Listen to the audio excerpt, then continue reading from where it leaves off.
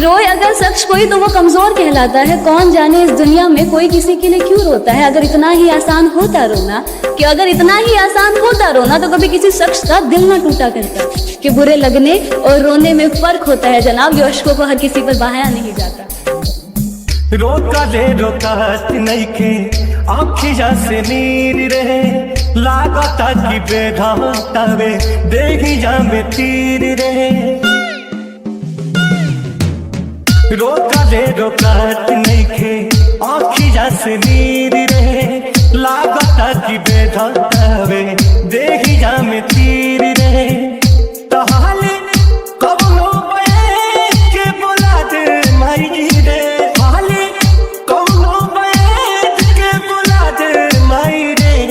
बिना जान के जियल नाही जाई हमके, सुइया जहर के लगवा दे माई रे। बिना जान के जियल नाही जाई हमके, सुइया जहर के लगवा दे माई रे। वो रात तुझे गमों के अंधेरों में अकेला छोड़ किसी और की ही बाहों में जाकर सो गया। तो क्या अब उसकी रातें को उजाड़ने की तमन्ना है? नहीं तो क्या अब भी उसकी खुशियों की दुआओं में सजदों में अपना सर झुकाया करती हो? हाँ। कुछ आवे समझना हम का करी, एक पल में 100 बार मरी।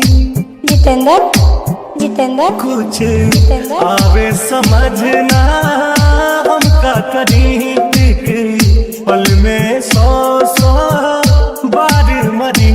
उनका एक बेर दीदार करा दे माई रे, उनका एक बेर दीदार करा दे माई रे। बिना जान के जियल नाही जाही हमके, सुइया जहर के लगवा दे माई रे। बिना जान के जियल नाही जाही हमके, सुइया जहर के लगवा दे माई रे। गुजरो जब भी तुम इन आंखों के सामने से, ये नजरें तुम पर ही आके रुक जाना। तुम्हारा मुझे देखकर बस मुस्कुरा जाने से मानो मेरा दिल का था बन जाना।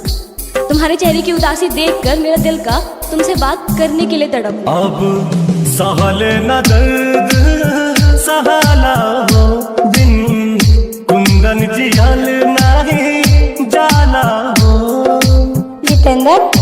जितेंद्र अब सहल न दर्द सहाला हो, बिन रितेश जियल नहीं